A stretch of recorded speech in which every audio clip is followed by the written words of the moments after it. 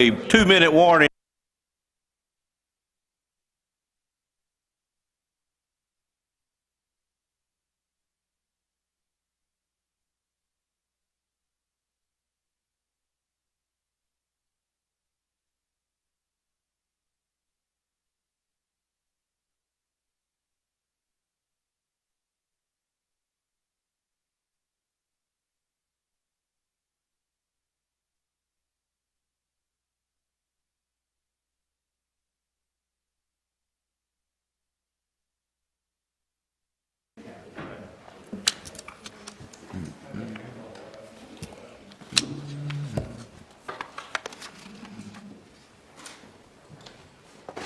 Dan, I'm not looking at you, Lou Harvey. I'm looking at that light above y'all's head.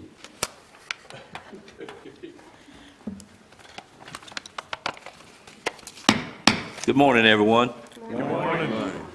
Since this is a regular scheduled meeting and we are live, I did want to start pretty much on time, and I appreciate everyone being here today, of course. It is customary for us to begin our meetings with a invocation by sitting commissioner and then a pledge of allegiance to the flag. During the invocation, we'd certainly open it up to allow you to stand and join us in that invocation. You're welcome to use it for any prayer that you may wish to use it for, or a moment of silence, whatever you have on your mind and your heart this morning. At this time, I'd like to call on Mr. Fred Belfield Jr. to lead us in the invocation, and then Wayne Outlaw to lead us in the pledge. Mr. Belfield. All right. Let's pray. There's a sweet, sweet spirit in this place, and I know it's the Spirit of the Lord. There are sweet expressions on each face, and I know it comes from the Lord. Father, we just thank you for the opportunity to gather here today to transact business for the citizens of Nash County, listen to presentations, as well as follow up maybe some decisions that need to be made.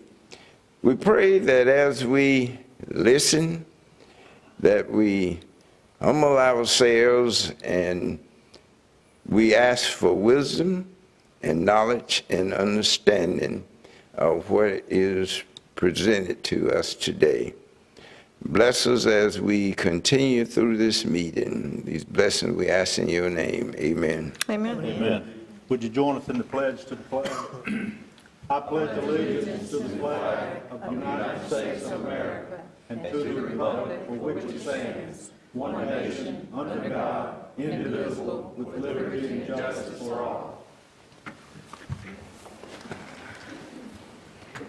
Thank you, Commissioners. We are now on item number 4, which is approval of the minutes from the meeting we had on November the 6th already this month, and if you've had a chance to review those, they came out in your package. I'd entertain a motion for approval. Any corrections or any changes that you, or additions that you need to make? So move, Mr. Chairman. Have a motion to approve the minutes as written. Is there a second to that motion? Second. Second by Commissioner Belfield. Questions on the motion? Seeing none, all in favor, let it be known by saying aye. Aye. Any opposed by a like sign? Minutes stand approved. Thank you, Madam Clerk. This time, I will welcome and introduce Andy Hagee, our Economic Development Director, and turn it over to him. Good morning, sir. Good morning. Morning.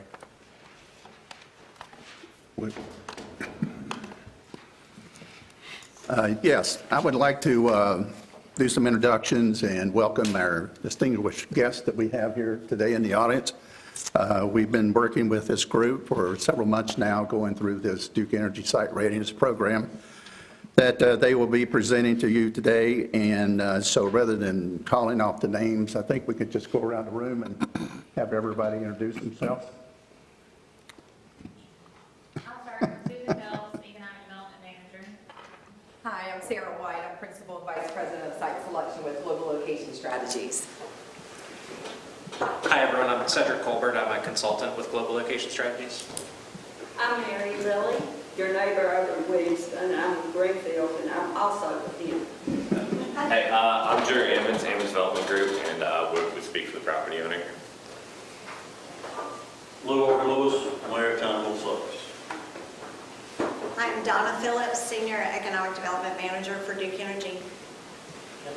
Good morning, I'm Jay Smith. I'm a landscape architect and planner with O'Brien Atkins Associates. Thank you. I'd like to start or begin with a saying from Jay Gardner, President of Gardner Economics, who is a national leader in the field of corporate site selection and economic development. He says, if you don't have an industrial site, a shovel-ready site, or a pad-ready site, which economic developers refer to as the product, then no product means no project, which further means no jobs, no capital investment for the county. So we are excited this morning to have Duke Energy and Global Location Strategies presenting their findings on another product Nash County can add to our inventory of site readiness properties, the Ammons Industrial Site. So now I'd like to introduce Donna Phillips from Duke Energy. Good morning, Donna. Good morning. It's a beautiful day in Nash County. As I drove in this morning, I want to thank you all for having us. I am no stranger to Nash County. We have done site readiness in Nash County before, but I want to talk a little bit about the program. I won't belabor because I know the good stuff is actually after me. The Duke Site Readiness Program started in 2005. We had the gentleman that started this program, Mr. Randy Broom. We had his retirement party for him last week in Charlotte. So he is retired 4 times now from Duke Energy. But we told him that he's still available to us, but he is kind of the godfather of economic development at Duke Energy. He started the Site Readiness Program. And there's 2 purposes kind of behind the Site Readiness Program. To help our communities, like, Nash County, identify and improve their large industrial sites in order to win economic development projects. It also helps us. The reason we support this program is to help the community bring in industry of any size and create actually, new load on Duke's system. So it's kind of a twofold purpose. So we like to invest in our communities to help them or identify these sites to help them kind of grow and prosper. So the Site Readiness Program is not a site certification program. The state of North Carolina has a certification program, but we kind of come in before with site readiness to just let communities know if this is a viable site. We have been working with Global Location Strategies and O'Brien Atkins for quite some time on a lot of different projects all over North Carolina to identify and assess these sites for us. So in the past 18 years, Duke Energy has been very aggressive with this program. We fund this program every single year. I've been with Duke Energy for about 8 years, and I think that I've done 16 or 17 site readiness sites. So I try to steal as much from the budget as I can every year to see how many I can get. But since 2005, we have evaluated 234 sites between North and South Carolina, and we've had 88 major projects won on those sites, and which has created over 29,000 jobs and $25 billion in investment. So what happens is when you become a part of what we call the Duke Energy Site Readiness Program, we have our own professionals on staff, our business recruitment team, that scours the country talking to consultants and different projects to bring them to our site readiness site. So you get kind of a leg up on an extra marketing, I guess, with Duke Energy and our own business recruitment team. We have 5 people that scour the country, like I said, to help recruit companies to these sites. They do move to the top of the list when we are doing recruiting on those sites. So that's an extra benefit, and there's also a $10,000 match to the county that, once you invest and start investing in this site, Duke Energy will match that $10,000. So we will stay invested and continue to be a partner the whole time during the site readiness process. But I'm gonna turn this over so you can hear all the good stuff about the site. It's an honor to be here. It's still an honor to work in Nash County and do this. I'm hoping Andy will have some more sites for me next year too. So thank you for having me.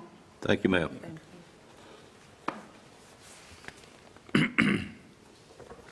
All right. Well, good morning, everybody. I'm excited to be back in Nash County. I believe this is maybe my third site that I've been involved with in Nash County through the Duke Site Readiness Program. So I think the last time I was here was 2020. So I'm glad that things look a little bit different from that year than when I was here. So, but really for today, let's see. Oh, am I going to click? There we go.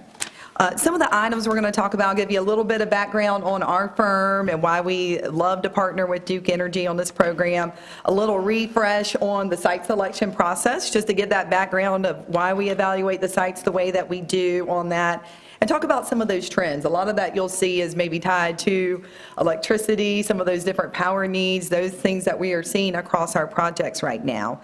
And then I'll turn it over, I'll let Jay and O'Brien Atkins talk through some of the buildability, the conceptuals, and Cedric from our team is also going to go through those strengths and weaknesses and some of those recommendations for us today.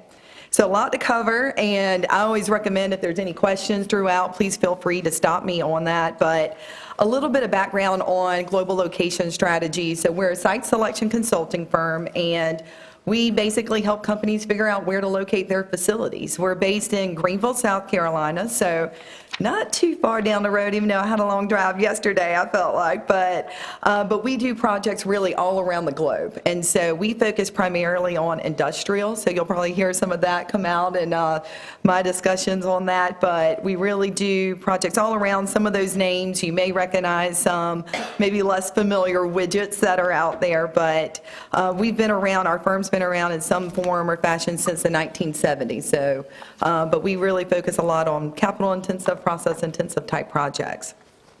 We're a purpose-driven organization, so sustainability is really at the key of our values. And really what we do is, we really take that delight in matching companies and communities for long-term mutual success. So mutual sustainable prosperity, because it needs to be a good fit for you all. It needs to be a good fit for the company, because as you're working with companies, you're going to be dealing with them a lot longer than we're involved in the process.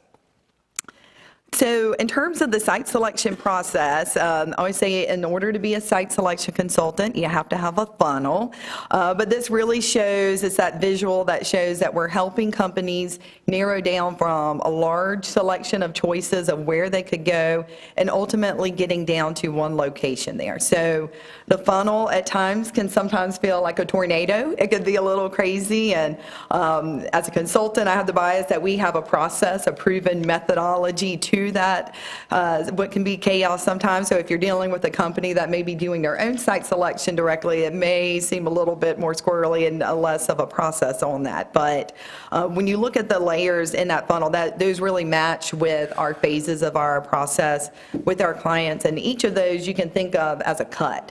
So I think Randy always jokes that we can sometimes be, labeled more site eliminators. I don't think that sounds as nice as site selectors. But really, if you think about this, we're helping our clients make informed decisions. So we don't make the decision, but we help our clients make informed decisions and make it through that funnel as efficiently as they can and with thorough information. And so really, unfortunately, there is no perfect location. So our job is also really to help our clients understand those trade-offs, looking at, optimally there's a high quality location, lower cost, and low risk. But one location maybe is better from a technical aspect, and maybe another one's better from a workforce. So helping them understand what are those trade-offs and potential risks of going to one location versus another. And so we're doing that throughout that process. So thinking about that funnel, we get more and more detailed as we move through that, because we have a larger pool of sites, and so it's hard to get into the nitty-gritty. We're pretty detailed even at that initial stage, but we're going to get more and more detailed as we move through. And so ultimately, if you think about that funnel, if you're down to a finalist, you've done just as much work really as the location that's selected. And so just again to kind of put your site selector hat on as we go through our discussion today, projects all have different drivers. So every project is different, which keeps my job interesting. Probably gives me a little bit of job security there, because every project's different. Sometimes I wish maybe they would be a little bit more similar, so it'd be a little bit easier on that. But there's a lot of different drivers, and we work with the client really at the beginning of the phase, at the project, to really understand what's the most important for them. And so, really some of our projects, we're going to be looking at those cost drivers. So a lot of times we use the rule of thumb of looking at one job per million invested. So again, looking at that capital investment and the anticipated employment. And so when you think about the drivers for a capital-intensive project, that would be roughly over $1 million invested per job created. Those are really going to be driven by energy costs, infrastructure, permitting timelines. Those are what's going to be really important for those types of projects because time is money. They need to be able to get up to speed and get through permitting quickly on things and make sure that they have the infrastructure that can meet their needs. On the more labor-intensive side, that example would be more of $100 million invested for 200 jobs. That's going to be really driven by labor costs, speed to market as well. So again, time is always important for all of our projects, but this one's going to be more focused on some of that labor. And so these are some of those things that when the economic development team gets those project descriptions, they don't know exactly who it is. They can say, okay, this one's capital intensive or this one's labor intensive. Let's think through which properties do we want to submit that could really make sense for some of those drivers. And really anywhere on the spectrum, logistics are going to come into play on that, whether it's a labor intensive, maybe distribution center versus a capital intensive, trying to get in those raw materials for a manufacturing facility, and then also labor quality and availability. So again, just a lot of the different factors that go in, we really try to help narrow down with the client what's most important for you and help them optimize on those different trade-offs. So I felt like I had to give that little refresh on the site selection process a little bit from our view, but I want to talk through a couple of the trends and impacts that we're seeing. So I'll hit briefly through 5 different trends and impacts. There's a lot going on in site selection right now. I think since I was last here in 2020, it's just been, the floodgates have been opened and it has just been a wild ride. So I started in site selection in 2008 when things were a bit quieter, so I've adjusted to the new normal now on this. But I want to talk about the geographic shift of projects, so really looking at those projects that we're seeing more coming to the U.S. now. Increased utility loads, especially around electricity, so I'll hit on that, and you all have a great partner with Duke Energy to meet those needs.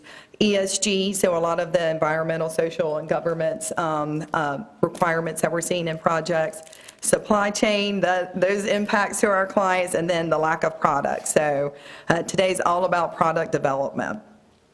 One of those first impacts is, seeing I went with a little movie theme throughout, so things are shifting and moving and grooving on there. But some of those factors you can see from looking at global projects versus U.S. So this chart, it may be, I think it's maybe, hopefully you can see that clearly there, but this is that average industrial electric rate in Europe. So you can see that spike with the conflict in Ukraine on that, and so that impact. And then when you look at that, really, and some of that was from COVID, some of this is just, again, going through the invasion there.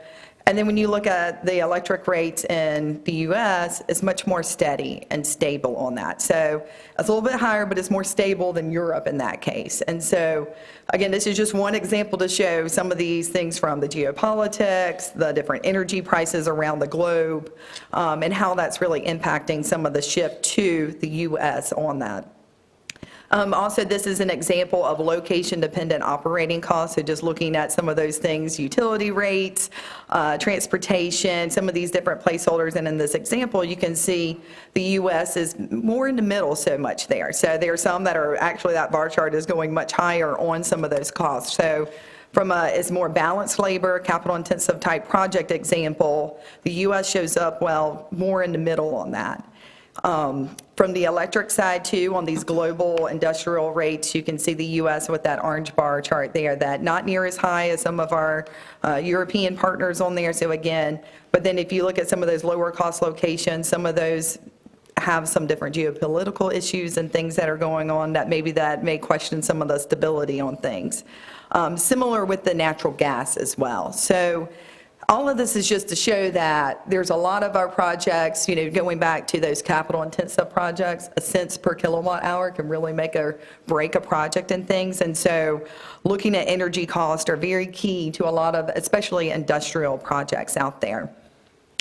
This is just an example too on that geographic focus shifting a little bit more from the global side. So mega projects, this is just pulling from some announcements on $1 billion CapEx and over 1,000 jobs. So just a mega example on this. This is not all projects that are out there, but you can see North America has about 30% of that pie, and that's from 2008 to 2017.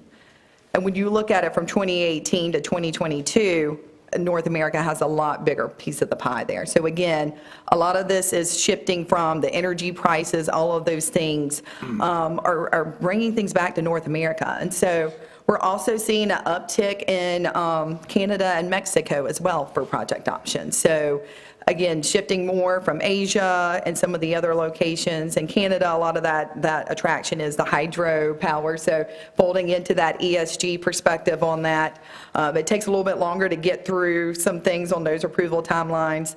And then we're also seeing Mexico seeing more looks too from a reshoring perspective too, but I think reliability on some of their energy things are going to continue to be a question. So we're seeing that shift. Dee Dee Caldwell, our CEO, I mean, she says their first half of the career we're taking projects out of the U.S. The second half has really been bringing things in. And so while we do still have some global projects right now, a lot of it is very focused on the U.S. and North America. And so a lot of that, some of those items that we've talked about, that stable energy market and, you know, stable currency, all of those things, lower regulation on that as well.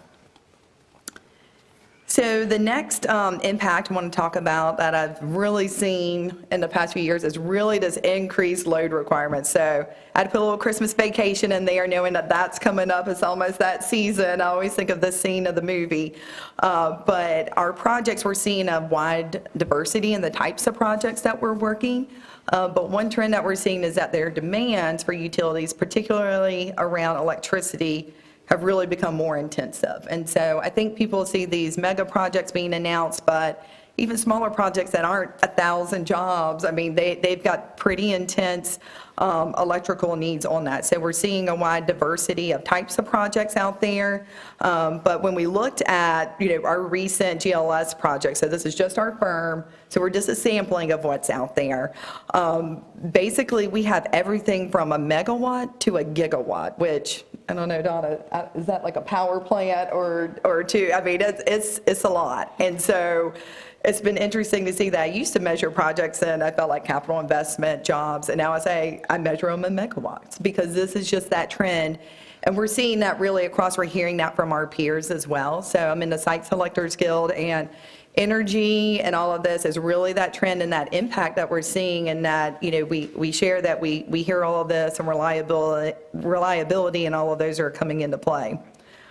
So this just shows our average load. I would say most of our projects, again, we work more intensive projects, are around 40 to 50 megawatts. But you can see the increase just from 2021 to 2023, that average has been creeping up. So again, it's a lot on that. So it's a lot from an infrastructure standpoint. Again, you all have a good partner to be able to answer those needs, and it's important to think about when you're thinking about developing your portfolio of properties, really working with Duke to say, okay, which property makes sense for this type of project, because it's not going to make sense for everything.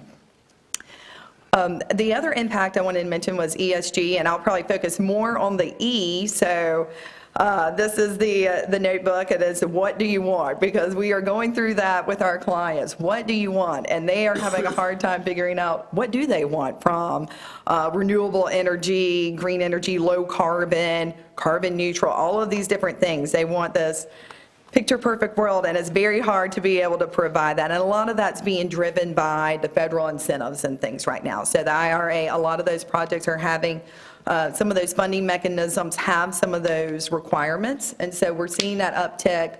But it's also from a lot of the corporate governments too, that companies are wanting to take on. They want to reduce their carbon footprint, and so they're looking at that a variety of different ways. And a lot of what's impacting the site selection so far is really more from the energy side, but we're seeing things from social and government, environmental justice, all of that as well. And so this chart shows just where some of those different energy sources are This was as of September on that, and so you can see, it's a little bit hard for me to see my colors right here, the variety of different sources there, but just knowing that wind, solar, all of those different factors are very key. We're looking at generation portfolio, and we're asking friends like Duke, okay, this is where you are currently, where are you going on that? And we're looking at grading that in our analyses with our clients.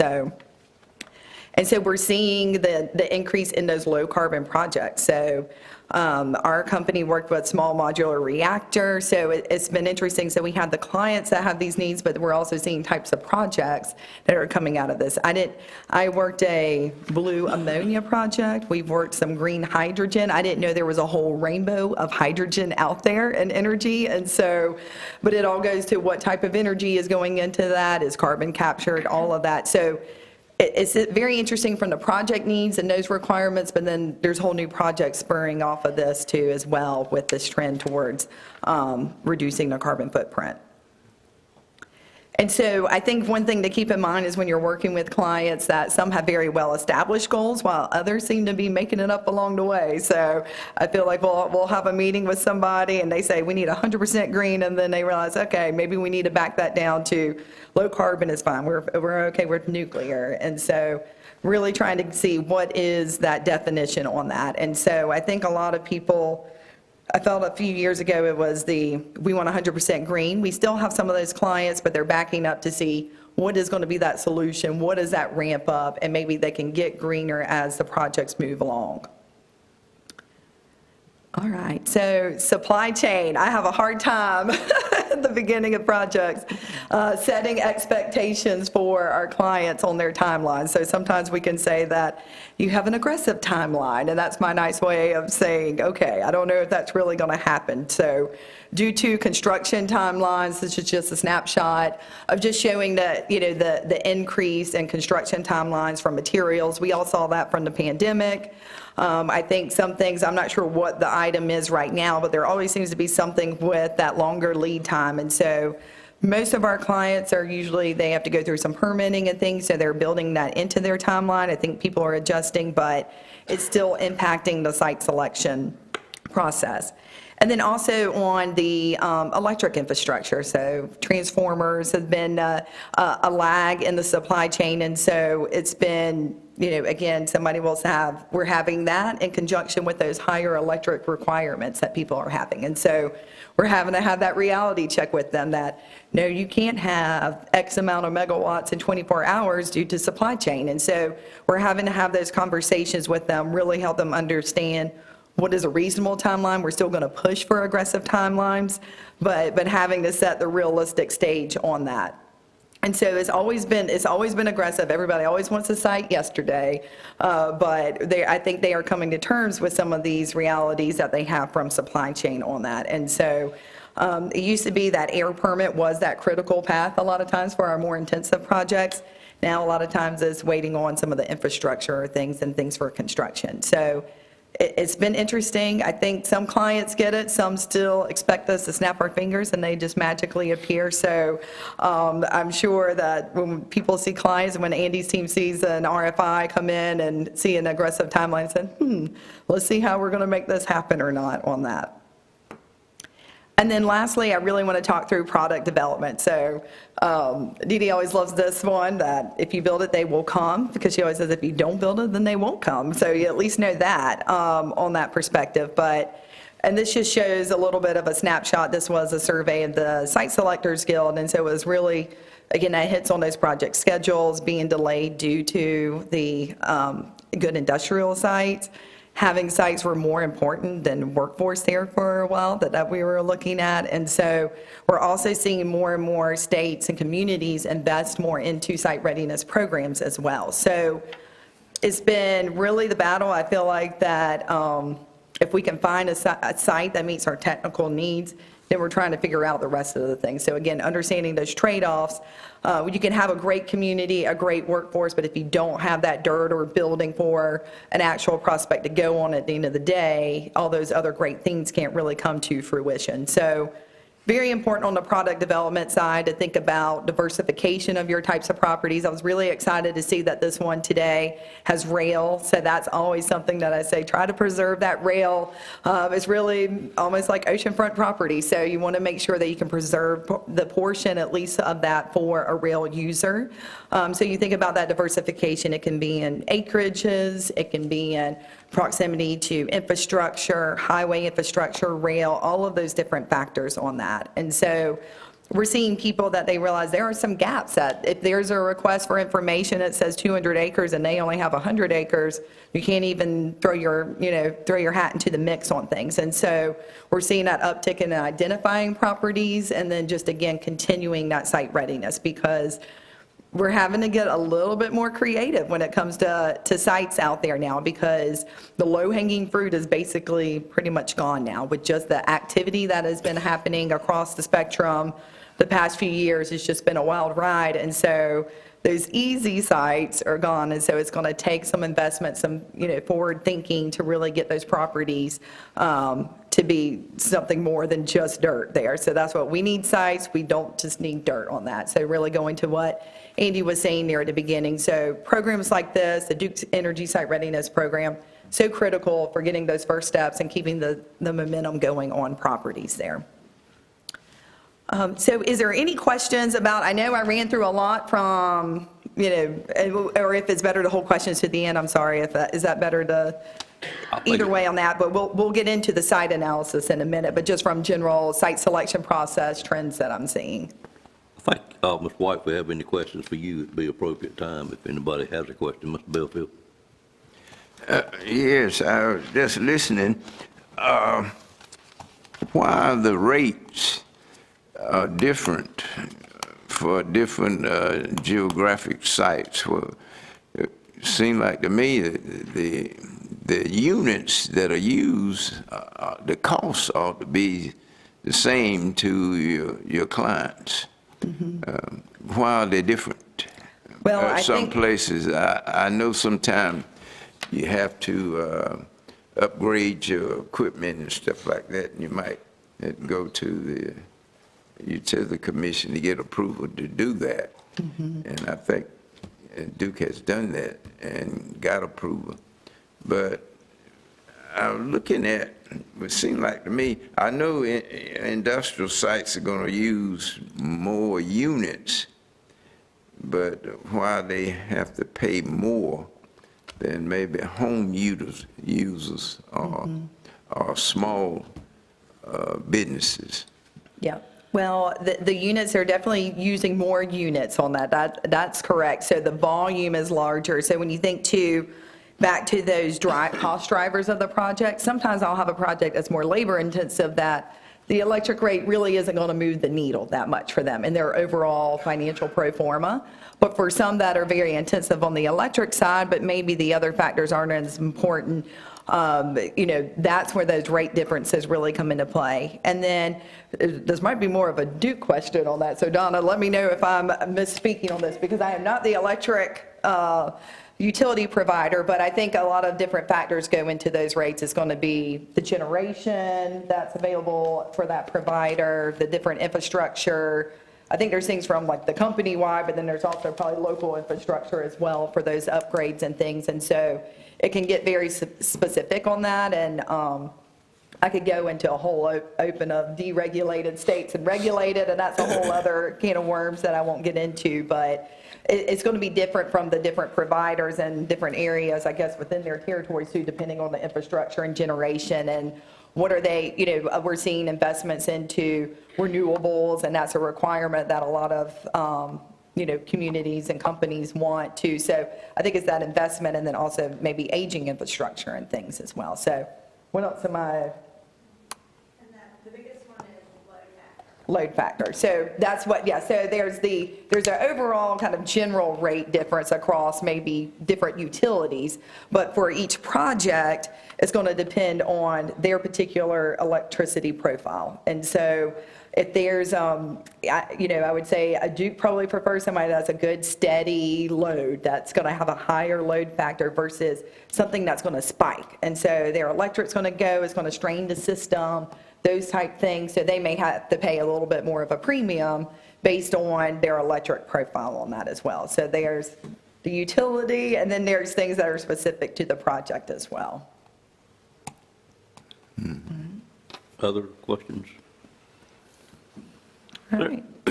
Under the category of ESG, I know our General Assembly over the last couple of years has made a concentrated effort to improve us in that process by, I wouldn't say lessening our standards, but looking at our standards real hard and adjusting them where they felt like they had room to adjust them. Have we done enough of that yet in North Carolina that we've moved the needle as it relates to doing business in North Carolina versus our surrounding states? Yeah, North Carolina's been on a roll, so I think that's been showing well. And if you look at the clients that have been landing in North Carolina, a lot of them have that focus. It may be a product that they're making to go into that, or they're requiring some of the renewables or different factors into their process. So I think if you look at all the rankings and everything, and just the history of the projects that have been announced, I think North Carolina's really been on target on that. So I think it's important to maintain that momentum and keep that going. But I think, it comes to a top state of a good business, a good state to do business in, should I say. Well, that's what we are hearing, but I'm glad to hear you confirm that. Thank you. Yes. Great. All right. Well, I'm going to, and if there's any questions, again, afterwards, I'll be around on that, but, let's see if I can get it. I just want to ask. Mr. Anderson, excuse me, sir. Sorry. Well, you were going to your slides, well, what's still the major energy sources for generating energy? It looked like you had on one of your slides that coal was still the major energy producing. So what is it for our area? Is that what we are basically driven? Yeah, and Donna, for this area, what's your main generation portfolio? Nuclear is carbon-free.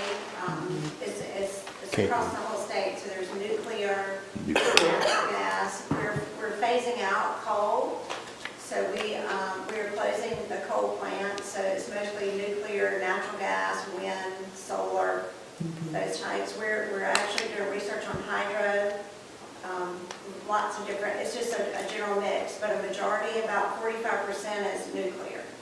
And Duke really shows well on our analyses when we're looking, because a lot of time we're looking for low carbon, and that's included in that. And so we're looking at what is that generation mix, and then again, what are they looking to improve even further in those different goals that they have in the future as well. So from that perspective of the current generation mix, it looks favorable compared to, you have to think some areas of the country, they're going to be stronger for solar just because the sun shines more, or some are stronger on nuclear, some are wind or hydro. So some of it's to the natural abilities too of those areas. But we are seeing most are retiring their coal-fired power plants. We actually do some analysis where we're helping communities figure out what to do with those closed plants, because there's a lot of infrastructure. It was a strong workforce there, those type things as well. But we are seeing that mainly closing across the country in the U.S. on that. Okay, so again, the major source is still coal, and we're transforming. And nuclear here locally. More nuclear here? Yeah, nuclear. No, I wouldn't say coal here. Okay, all right. No, that was a U.S. map, that's Yeah. what, so it's factoring in, if you think about coal country and some of the other areas. Yeah, when I so. was looking at it, it showed that was, I guess, the baseline for all energy or something. Yeah, that was all of the U.S., and I think that was U.S. There were some that were, I can't remember if that was the global one or the U.S. on that, but that was factoring a whole lot of other providers than just Duke on that, just to show what it is across the country. All right. Duke Energy has the largest nuclear fleet in the country. Yeah. So a big portion of ours is nuclear. So that's what, when we are doing those trade-offs and looking at that, Duke's already getting a leg up compared to other providers a lot of times because of that mix. All right. All right. Well, I'm going to turn it over We're going to talk about the Ammon site. I kept wanting to say Ammon, and I said, uh-oh, that's wrong earlier. But Ammon site, and so I'm going to let Jay really talk through a little bit, lay the ground from the buildability, and then Cedric's going to dig into more on the actual site strengths and weaknesses and recommendations on that.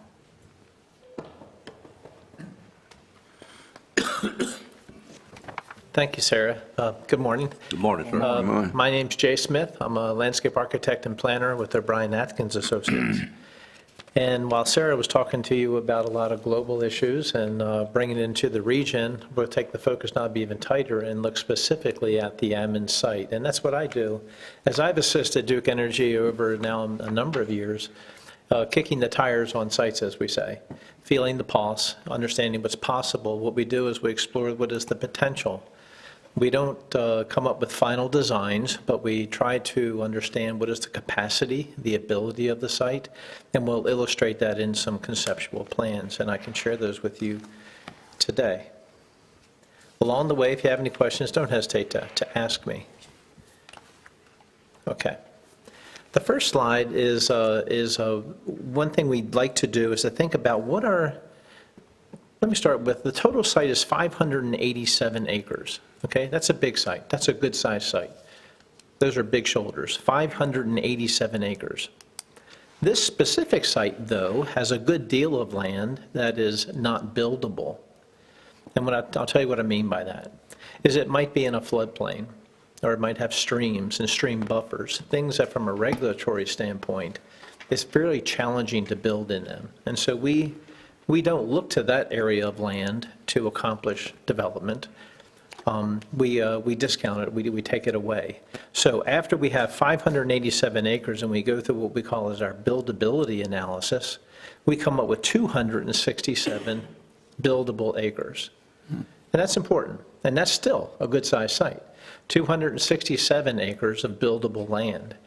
And on the slide that you see here, I'll go into option A's specifics in a moment, where you see those tracks and that circulation system, which I'll explain. We are maximizing, we're focusing on the buildable land. And those orange colors and yellow colors and some of the blue squiggly lines, those are streams and wetlands. They're also floodplains. And that's why we are not looking to accomplish development in there. Sarah referenced oceanfront property, and it's true. You have a rail line that comes through here. Initially, we weren't confident if this could be have rail access off of that line because of some of the terrain on this site. If you're familiar with this site, the high point is up on the north side of the property, and it falls steadily southward towards the rail line and ultimately to the floodplains that I was just describing to you. But after we visited the site with North Carolina Railroad, and they examined it a little bit further, they have become convinced that it can be a rail-served site. And that's really good news. And so while I had done a first initial conceptual plan, very initially, we've modified that to look at an 80-acre site, and that was what North Carolina Railroad's request was, to have at least an 80-acre site which would take advantage of that rail, I'll call it frontage. And so in this particular exhibit here that you see, Concept A, this is called a tract map. So subdivision or tracts, that southernmost tract is an 80-acre tract, which would parallel the existing rail line. One of the first things we do is, what is a logical circulation system? You know, how we might enter. If you're familiar with the property, you might know that there's an unimproved gravel road which comes in off of the main road up here and leads southward. This entry point that I hope you can see me circling, well, maybe you can't see that. The entry, you see a loop road in there. The loop road, which is further to the east or the right-hand side of the page, is in that location where the existing gravel road enters the site. And then that road serpentines down, as you see, and then reconnects back with the main road a little bit to the west of that. And this strategy is important because it allows us to sort of double load either side of the road. As you can see, we have numerous size sites. We also tried to hit the sweet spot on a couple of these sites with industry that Cedric and his team are looking at, We want at least one site that's at least 40 acres, and then he can tell you more about what industries might be siting for those types of sites. We also have a site which is around 30 acres. So we're trying to hit that 30 and 40 acre sweet spot. On the next scheme I'm about to show you, not just yet, but shortly, you'll see that we reconfigured this in Concept B to have a 100-acre site. That's the other sweet spot or target that you try to hit. Now, let's look here a little bit closer at Concept A. So the road system that you see coming in and entering site, feeding down to the 80-acre site, which is rail-served. The other sites would not be rail-served. It's worth pointing that out for clarity. Just one site. That's southernmost track C, if you can see that on your screens, is the rail-served site. The other sites would be served by our internal road system. And you can see that the sites are all different sizes, right? So different size sites, I think, is actually an advantage. You'll have some smaller users that want to be a part of this park or this destination. You've got an opportunity for them. And you have some, and as I mentioned a moment ago, in the next scheme, 100-acre, someone may come looking for a larger opportunity. So that's the track concept for Concept A. Let's now populate that. So I'm going to go to what that concept could look like. So there is the same arrangement of the tracks that you just saw. Now, I'll say populated with potential building offerings. And as you might imagine, there is different size buildings in here, which I think is also really nice. You have some users that might be smaller. Maybe they only need 25 or 50,000 square foot building. But you also have on here several 100,000 square foot building opportunities that you see in the center there. And then even down at the rail site, you see some places where that development in this illustration would actually come down and touch the rail siding, which would be parallel to the main line, the main rail line. You also, I should point out, though, is this turquoise line sort of moving east and west across the site. There are some overhead power transmission, which is Duke Energy's transmission lines. It's okay that they're there. We don't want to build underneath of them with any buildings. It's okay to have pavements and roads underneath of those lines. But as you see, we've sort of straddled it with how in this conceptual development we would have the buildings on either side of that line. So, is this the only way that this property can be developed? Absolutely not. This is our sort of intuitions or instincts on how we might be able to leverage or maximize the layout of the buildable area. Again, I'll emphasize that point, the buildable area. Before I go to Concept B, does anyone have any questions on Concept A? Okay, we can always pop back. Let's go look at what Concept B looks like. Concept B, I used the same logic of a road system that you saw in Concept A, because I still think it made sense, but in the center of the internal loop road, we haven't subdivided it. We've kept it as one larger tract, and that one actually gets up to around 111 acres. So there's that other sweet spot where I told you about that we were trying to hit, where we could have at least a 100-acre site, and then the remainder of the sites around there are just as you saw them a moment ago in Concept A. The southernmost tract is, again, that 80-acre tract taking advantage of the rail siding or the rail-served site. I'll forward ahead, and you see here, this building can become, in the center, can be upwards of 1 million square feet. Now we're talking about a building which is a really large building. And those types of users could knock on your door. They absolutely could. Now you're also going to have some that might be 50,000 square feet, but you have the ability to say, we have something for you regardless of the size you're looking for. We have a destination which we think is attractive for multiple types of users. And I was excited to see that I'll say the shoulders on this building here in the center could get as big as at least we're illustrating here. Again, I'm going to emphasize this point, not a final design, but when users might come knocking on your door and saying, hey, what kind of sites do you have in the 100-acre range? This is something you could share with them. And they would at least be able to say, sometimes I use the term, How many pounds fits in the bag? You've heard that term before. Well, how many pounds will fit in that bag? You could get upwards of 1 million square feet on that 100-acre site. Now, they'll look at things further like terrain. One of the other things you're going to be, folks are going to be interested in is what's going on under the ground. How much rock is there? How much excavation is required of rock to get to a flatter site? So those things will always be something that need to be solved. This evaluation, this study doesn't go into those depths, if you will, but just understands what is the potential, what is the capacity. So you've now seen concepts A and B. Any questions?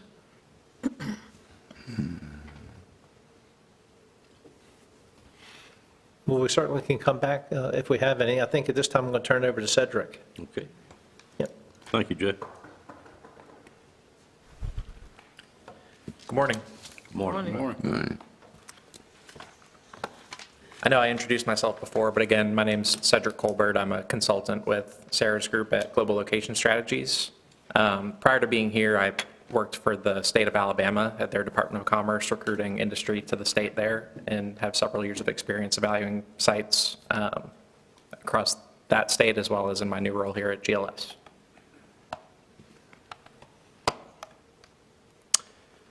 So you've heard a little bit about a background of site selection. You've seen a little bit about some potential concepts for the Ammons site. I'm going to talk through a high-level strength and weakness analysis of the site, and then also talk through some potential industries that might be a good fit for this site, both from a utility standpoint and then also from a more demographic and workforce perspective as well. So starting on some of the investment assets for this site, the fact that there's a single engaged landowner is crucial to the site's success. Oftentimes we'll see sites submitted for projects that we're working that are comprised of multiple different parcels with multiple different landowners. Things can get a little bit complicated if you have one of those landowners hold out and not be willing to sell or change their mind. So the fact that there is just a single landowner, that they're here today and engaged in this process and helping to further the development of the site, I think is crucial, and will speak volumes once you start having prospects that begin considering the site.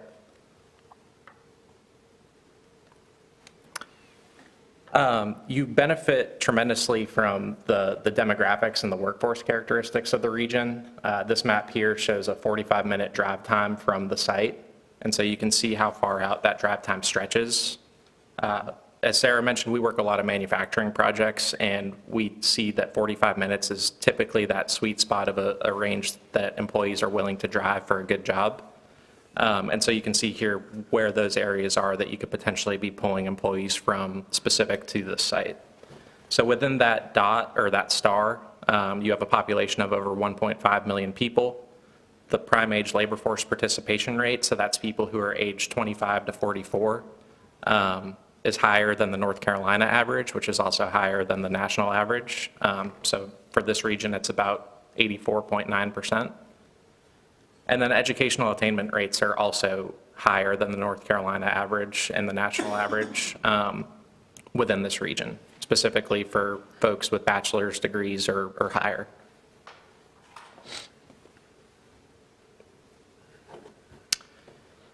Another big asset for the site, like we've been talking about, are its transportation assets, specifically the rail line bisecting the site. You've heard Sarah mention that as oceanfront property, and it truly is. Proximity to a 4-lane highway and proximity to interstate. Those are all crucial items that we always consider when we're working with manufacturing projects. And as Jay talked through some of those potential developability challenges from the rail perspective that we were initially seeing, you can kind of see those topography lines. Those are 10-foot contours on that map at the bottom. But we believe that by constructing a parallel siding and not trying to fight that topography too much, you would be able to achieve rail service for a potential user that would require it.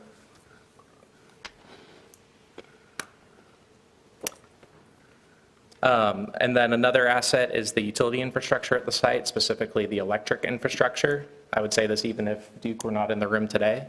But the fact that there's a large transmission line, a 230 kV, I believe it is, bisecting the site, and that it's able to serve up to 50 megawatts, there would be some improvements necessary to provide that transmission level service related to some of the supply chain issues that you heard earlier. But those are issues that are affecting the whole country and are not specific to the site.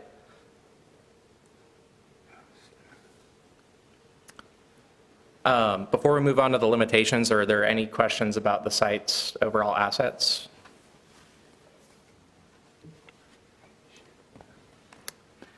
So the first item on the limitations, sticking with that theme of utility infrastructure, while the site benefits from a strong electric infrastructure, there are some challenges with the other utilities at the site. So there's currently no wastewater flow to the site, and so when you're looking at potential industries to recruit, unless there are going to be improvements made to that wastewater capacity and extensions to the site, you're going to want to target industries that don't require a lot of wastewater discharge. And then the same goes for water capacity as well. So there's currently, I understand, plans for a potential new water tower and some other system-wide improvements, but currently the site's not able to accommodate for large water users. So that'll be another consideration when looking at industries. And when we get to those slides here in a minute, we can talk through some of the considerations that we had about industries that are large water and wastewater users and how we tried to filter those ones out a little bit. Excuse me. Lastly, natural gas infrastructure. The nearest line is approximately 5 miles to the site, which is a little long for a potential extension. Being able to acquire right away and extending a line to the site might be expensive and it might take some time.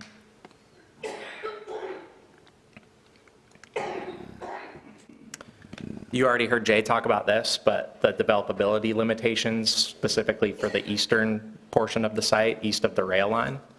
So wetlands, floodplain, and then the topography that we talked about on the west side of the rail.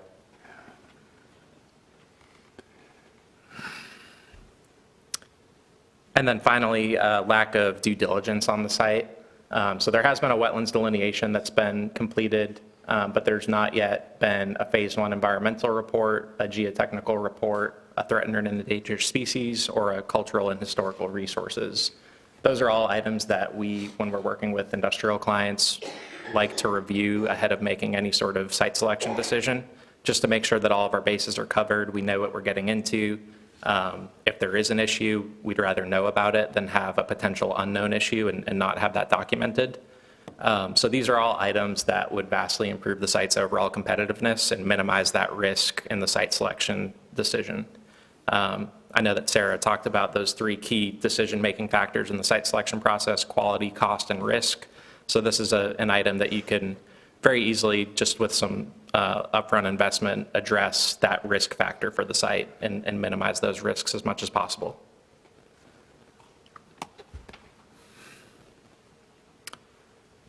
So for recommended improvements, and we have a full list of improvements in the report that you all will receive a copy of, but the high priority improvements that we see, number 1, for wastewater, developing a plan and an estimated cost and schedule to extend wastewater service to the site.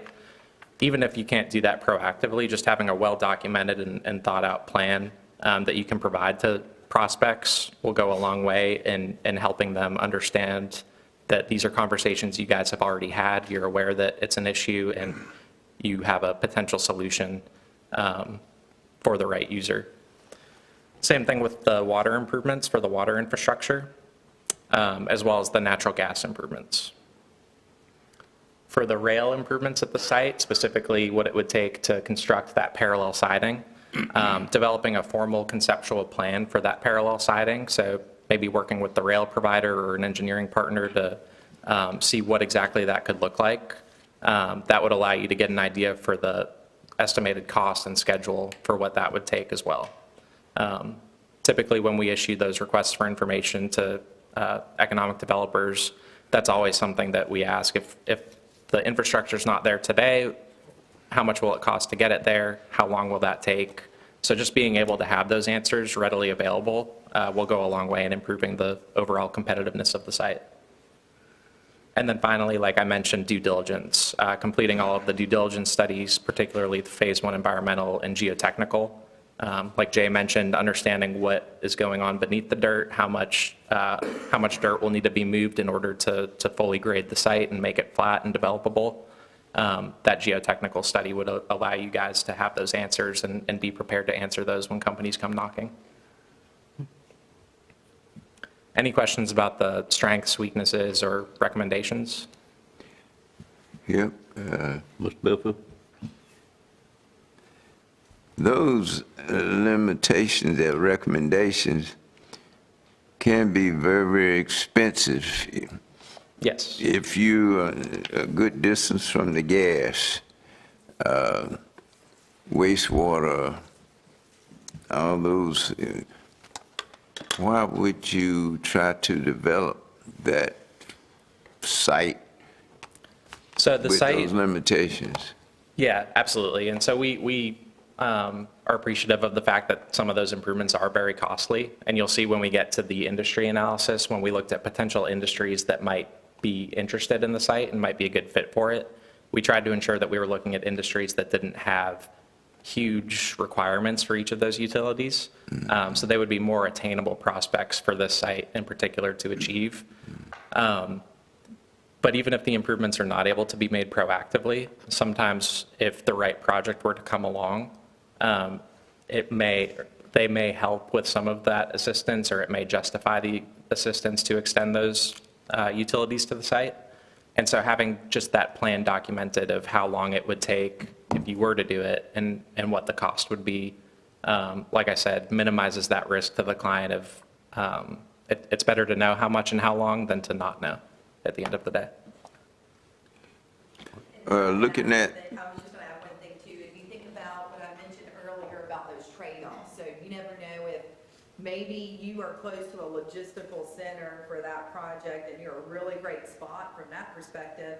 So maybe there's some things from a technical aspect, but this is the sweet spot for that particular project. So they're taking that into consideration in their models and their trade-offs versus another location that maybe has the infrastructure there, but maybe it's not as great from a workforce perspective or that. So it's one of those items that falls into the mix, and that's why, Cedric emphasized more of a planning perspective, because, anything with time and money, but just to look at that. And I think also maybe some funds can be used to help, the matching grant can be used to help forward some of these other items like due diligence things and those things as well. So I think, as I mentioned earlier, all the easy sites are gone.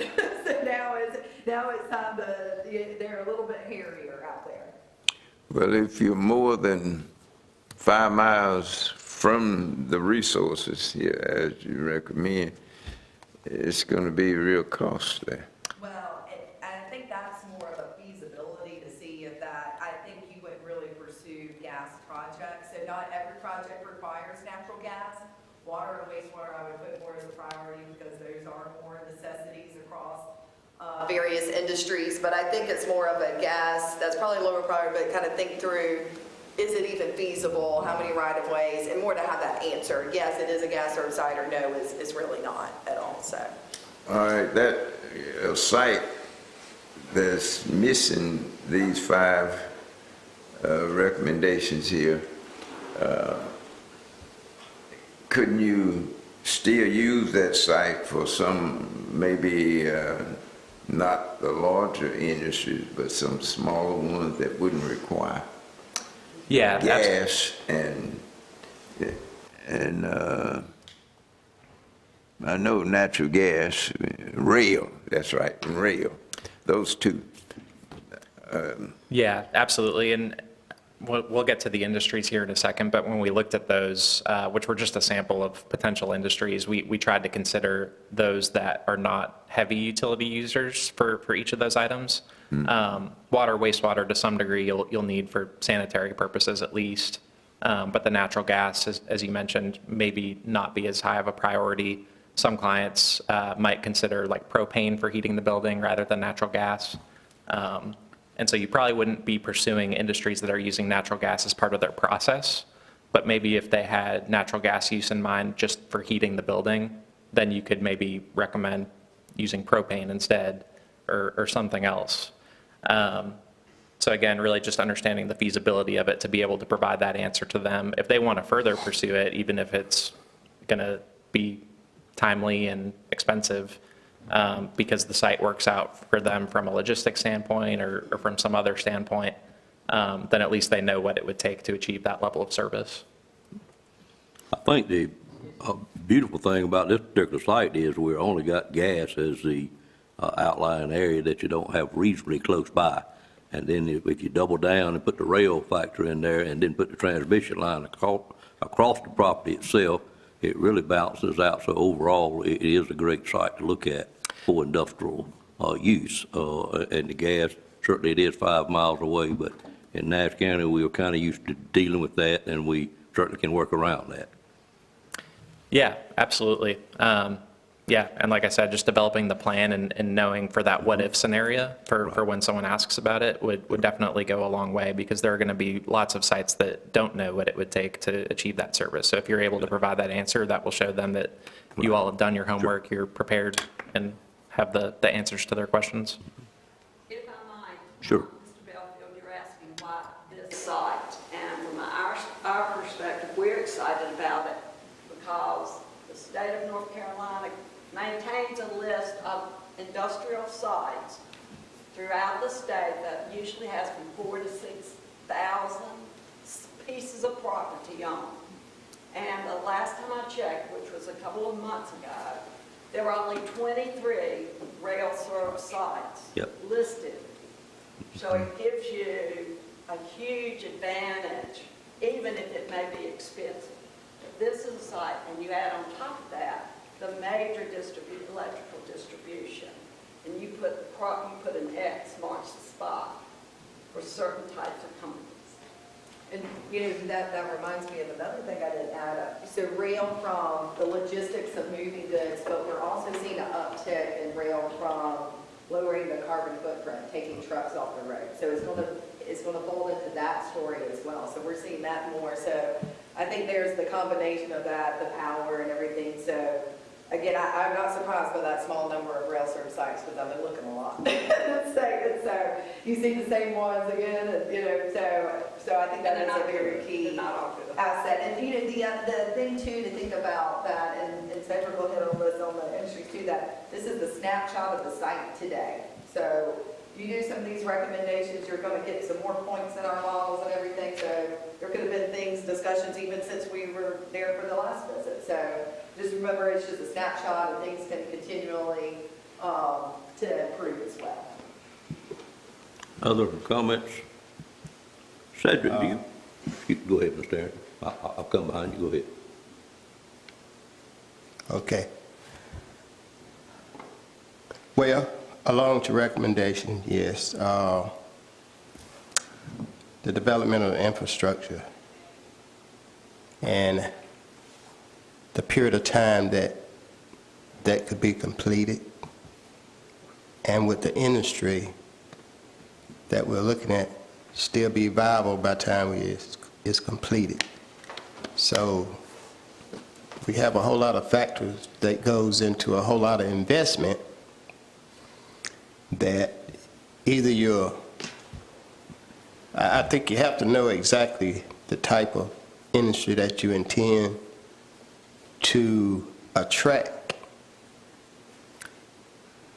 Pretty much all the way. I don't think you could say we want an industry that's going to require natural gas, and then we start putting phases of other industries that don't, trying to bring it close. So to me, it's a lot of research to come up with a viable plan that would say, after all the investment, as they would say, we build it, they will come, and the benefit is going to at least equal the investment.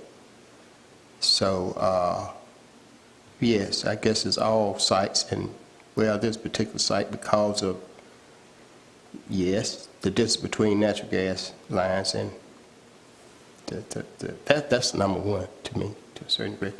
And just developing those recommendations. Yeah, absolutely. And I think that that shows the value of the work that you all are doing right now and doing the homework on the site and uncovering its strengths and weaknesses and knowing generally what industries it is well suited for.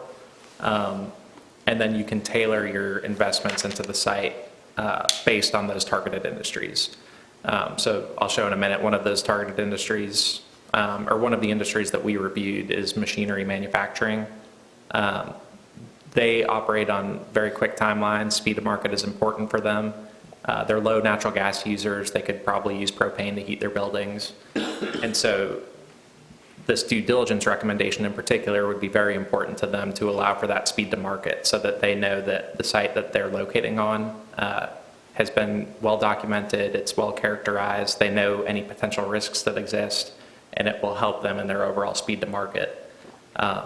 Whereas conversely, to your point, you're probably not going to attract a large natural gas user that uses gas as part of their process just due to that expected cost and timeline to extend to the site.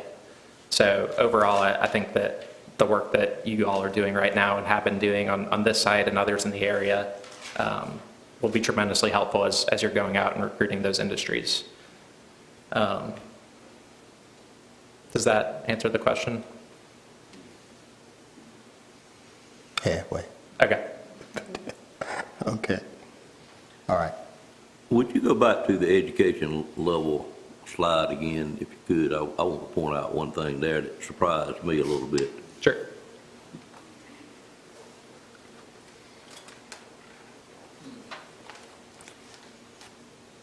And what you said about that particular slide was that 45-mile radius education level was higher than the state average. Yes, sir. Yeah, 45-minute radius drive time. Right, 45-minute radius was higher than state average, and that's something that we generally have not seen in our development in Nash County for industrial projects.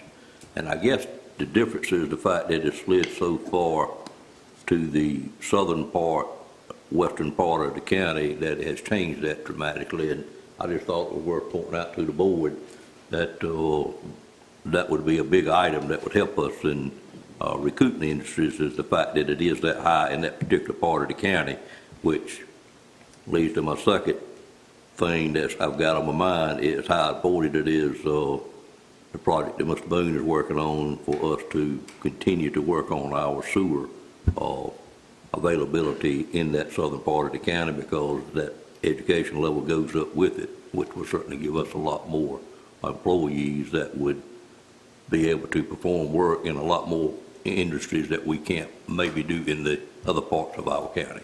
So that was an important slide to me.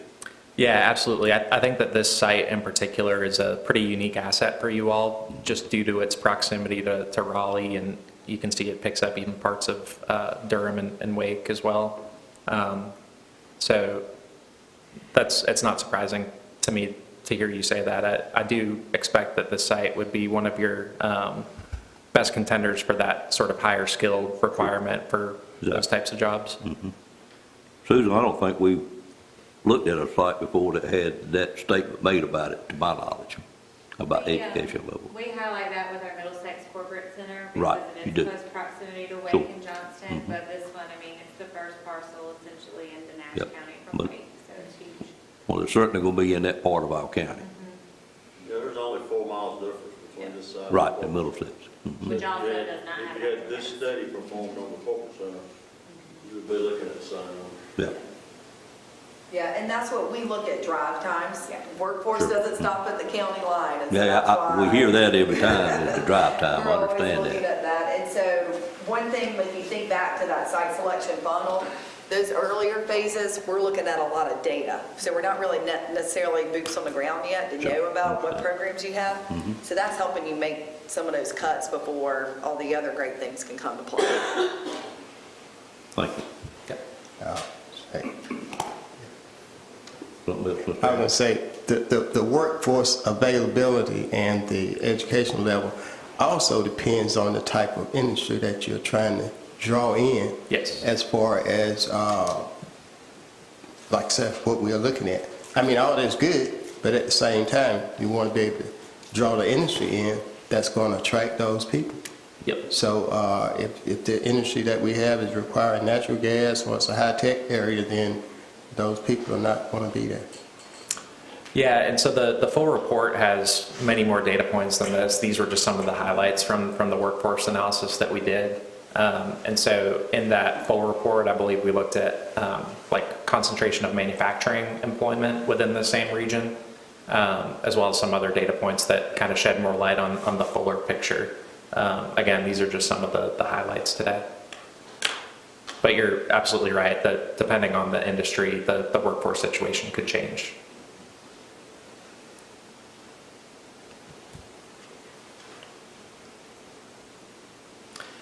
Okay, so moving into the industry evaluation, and I want to preface this by saying this is not a full target industry analysis to recommend to you all that these are the industries that you should be focused on.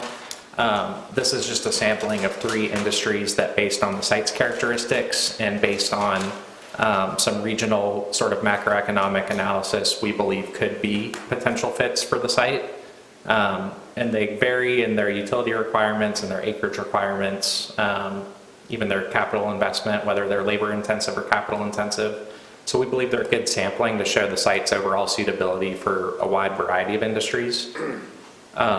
We started by looking within that 45-minute drive time that we just had on the screen, and we looked at industries that fall into one of these 4 categories.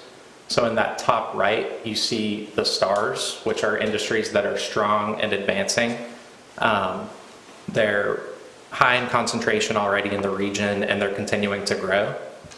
In that top left, you see strong but declining. These are industries that are more concentrated in the region, maybe some of your legacy employers, but have not been growing and maybe even are declining.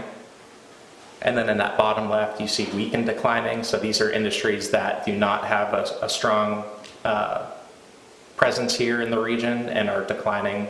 And then in the bottom right, you'll have the weak but advancing.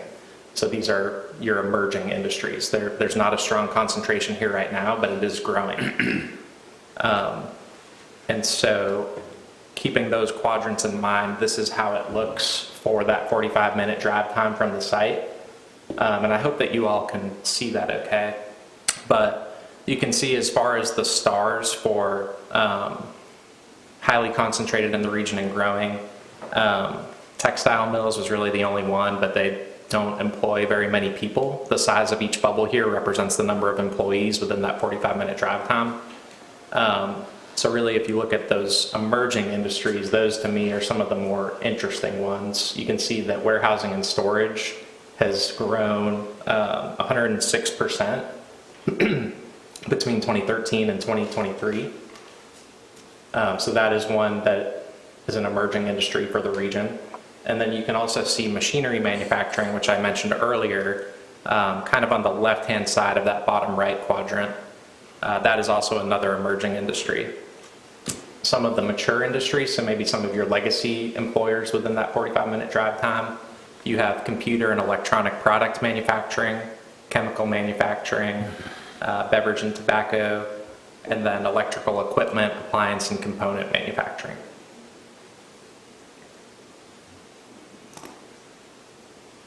This next slide shows those same industries with the regional average wages by industry. So on the y-axis, you have the national wage index, and then on the x-axis, you have the regional wage index. Anything that's going to be on the top half of this chart represent industries that will be attractive to potential employers. So these are industries that pay lower than the national average, and so will make you a lower cost location relative to the rest of the country.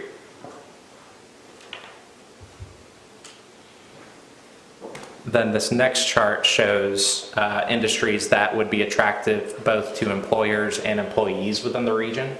So these are industries that have average wages that are less than the national average, but higher than the regional average.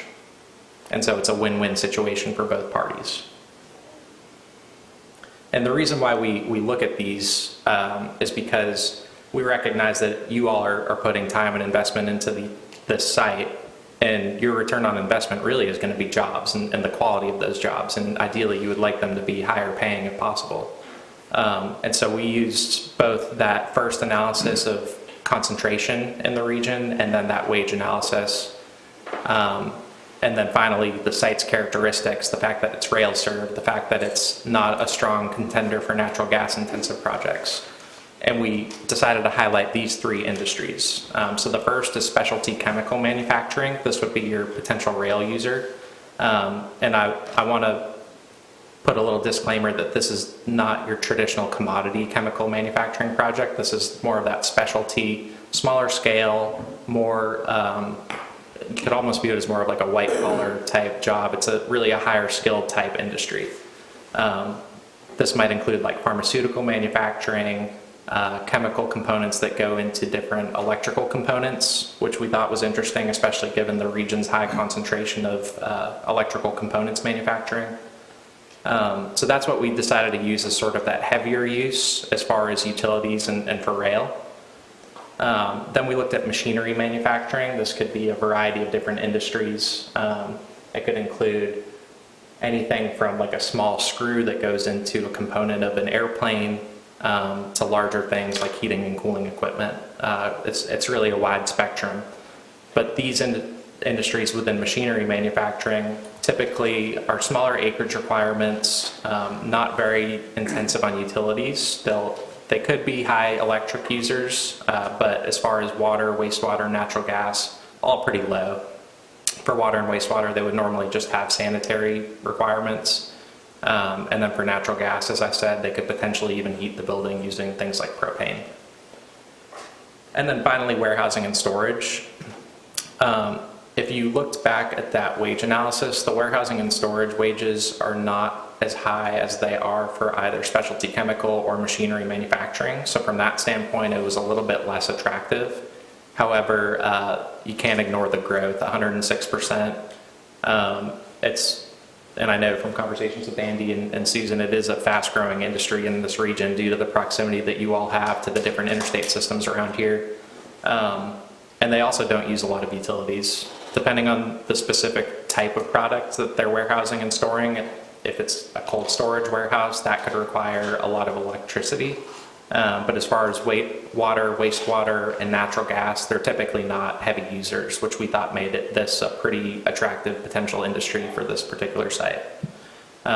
They also don't necessarily require rail, same with machinery manufacturing, so those would be two industries that you would want to target for that non-rail portion of the site, while reserving the rail portion for an industry that might be like specialty chemical that might require it or prefer it at least.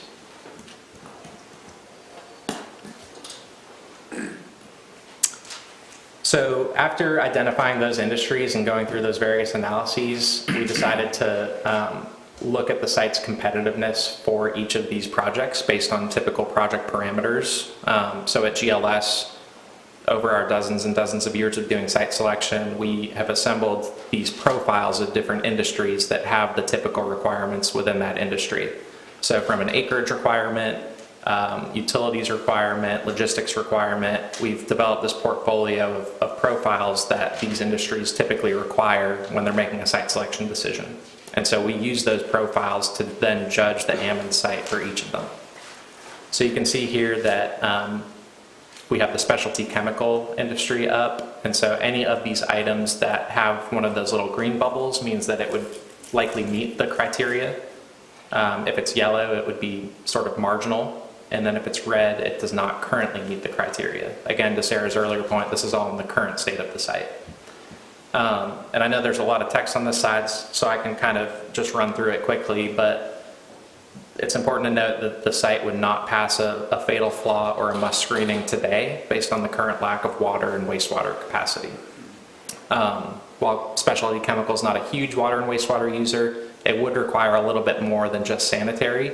And just with the current lack of flow to the site today, an industry probably would be reluctant to consider it and would likely not advance it just due to that fatal flaw. Natural gas upgrades would probably also be required for this heavier type of industry. For this particular profile, we assumed 50 MCF per hour. For electric in the profile, they require 4 megawatts, which I know is well attainable by Duke at the site. The parallel rail siding would be attractive. You also have the CSX intermodal terminal in Rocky Mount, not too far from the site. And then finally, the region's already high concentration of some industries that may provide some synergies within this subsector.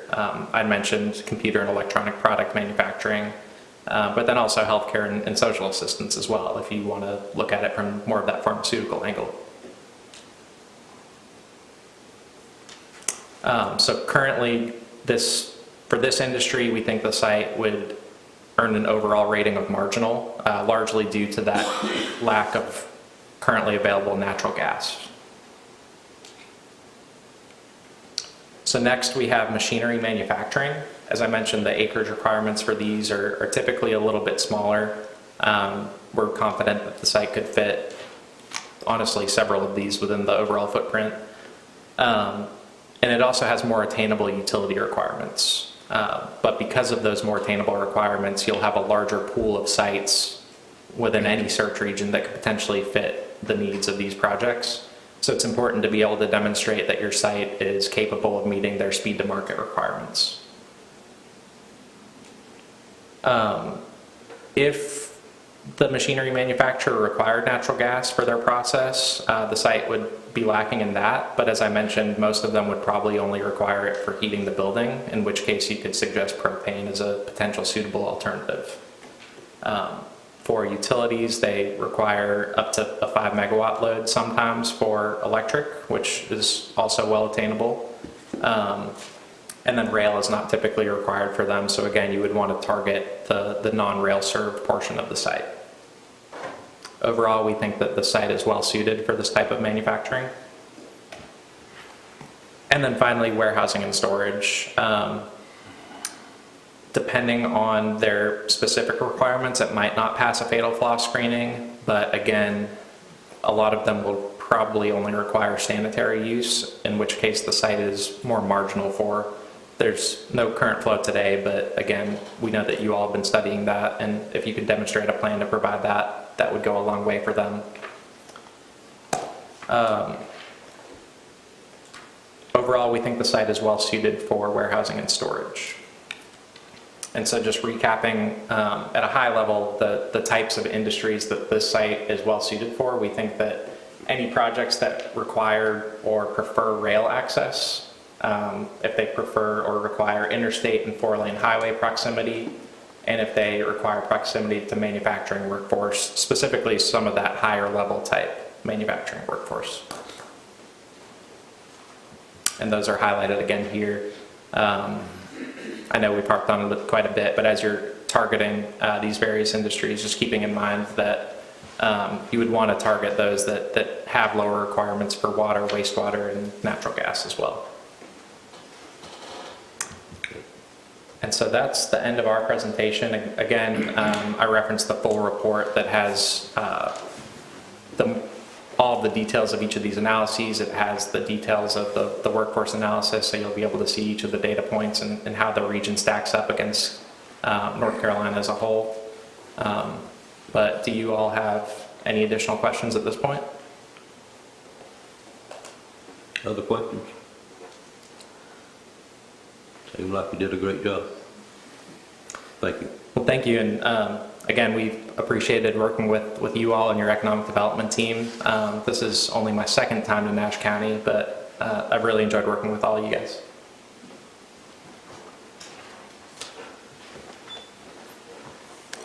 Mary, they didn't call you up. Do you have something you want to add? Oh, I have a lot I'd like to say. You know, nothing that's critical at this point. It's Okay. a great site. It really will. Okay. It really can be a tremendous asset added to what you already have. Right. I thought you'd say that. That's why I called on you. Thank you. How about our, Lou, why don't you come up to the front so it'll pick you up on our live feed? So Okay. I guess I just want to say that completing the 5 things that need to be done, and all of that being in the affirmative, in the end result, would change your results Yes. in a new meeting. Yes. You know, water, sewer, do it studies that need to be done, and having all that in a package so somebody could look at it and say, hey, this is a good site. Yeah. Because it is a good site. A lot of that stuff is very feasible to do. Mr. Bellfield, it might cost a little money, but we might have a little money. Somebody, I think y'all got some money. It'll be all right, I think. We just need to twiddle it down to know how much we need from a sewer standpoint. Will 40,000 gallons be enough for that project? Or will it take 100? Where is it going to come from? I know Jonathan's working on a project. His predecessor will finish. Problem. But anyway, it's long-term, isn't it, Jonathan? Yes, sir. We're trying to figure it from somewhere else, so we've got to try to figure it from somewhere closer. I'm working on that. But it's a great site. You can hunt bear and deer and all that. So, but that's what I want everybody to understand. The 5 things that need to be done can be done.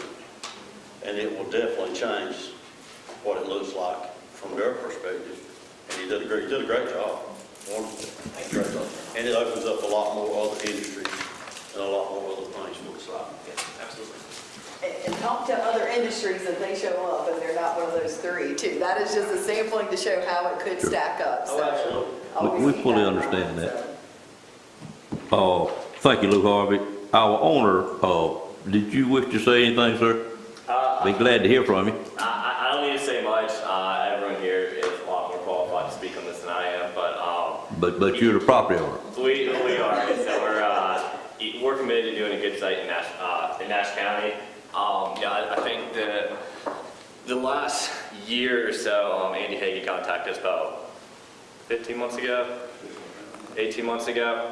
Historically we do master plan residential communities with a little bit of commercial in Wake County. That's kind of how we got here in the first place. But historically, we had always looked at it as future neighborhoods, some sort of development, kind of ignoring the big, the rail right through the middle of the site. And so, Commissioner Billfield, you did highlight the fact that there are some constraints and there is a bit of money that is needed. But the most important infrastructure is on the site. That is the rail. It is right next to the highway. And so we're committed to doing something good, whether it's this year, next year, the year after. The highest and best use, I think, clearly points towards some sort of manufacturing, some sort of industrial out here. I think it really, really is a good site, but I do want to note that we've very much enjoyed working with everybody here. And the reason we have Mary here in the room in the first place is that she is the rail expert in North Carolina. She wants you to row and horn, but she is as well versed as anybody in the state of North Carolina. So she's very much opened up her eyes as well. So thank you very much. Thank you, and on behalf of the board, we'd certainly like to thank you for reconsidering the site for industrial use. We have a lot of sites that's certainly suitable for residential construction, but we are very interested in more jobs and more investments in Nash County on the industrial side, and I hope you see fit to stay the path that you are currently looking at. And anything the county can do, we'd sure like to be a partner and work with you on that as y'all move forward. I've known your family name for a very long time, and I know you've done a lot of different types of constructions, but this is an exciting project for Nash County. Andy, what else you have, sir? Lunch. Lunch, okay. All right. Madam Clerk, am I okay to adjourn this meeting at this point? Or I'm actually going to recess the meeting, I realize that. But we're okay to go on the tour we're going to go on, but yet recess first. Okay, all right. Agree with that, Mr. Attorney? Mr. Chairman? Mr. Bellfield? I just want to say that the questions I asked were not against any development site that we have here in Nash County. But basically, the questions were if we were starting, if those resources were not available, would you start a new site? That was the reason I asked those questions, but not against. Sure. And I'm familiar with the site that all the sites, yes, and the new one that's possibly going to be. Right. I don't think we So took it any other way. I don't oppose industrial development in Nash County at all. I don't think we took it at all, and as one of the first things that was said this morning was that all the good sites are gone, or most of them are gone, so all the sites that are available now are going to have some work to do on them. Right. As the board knows, after we recess this meeting, it is scheduled for us to go on a tour of the new jail facility or correction facility over next door. The part that is the new part of it, we call it Phase 1, I think, Mr. Boone. And so we'll be seeing that, the containment area that's new on the back of it. I'd certainly like to invite the press that's here to join us on that tour if you have the time to do that. Lou Harvey, if you need something else to do this afternoon, we're glad to have you join us as well, sir. But with that said, I'd entertain a motion. Any other comment? Manager, do you have anything to say?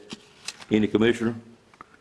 All right, if that's the case, I'd ask for a motion to recess this meeting till Monday, November 20th at 12 p.m. at Nash Community College, and we are to meet with the college president, and we're going to also have a tour of the campus after that meeting. So I'd entertain that motion at this time for recess. So moved. Motion by Commissioner Leggett, second to that motion? Second. Second by Commissioner Wilkins. Any questions on the motion? Seeing none, all in favor, let it be known by saying aye. Aye. Any opposed by a like sign? We stand recessed until Monday, November 20th at 12 p.m. And somebody tell me about lunch, Andy. Are we all, it's in the back.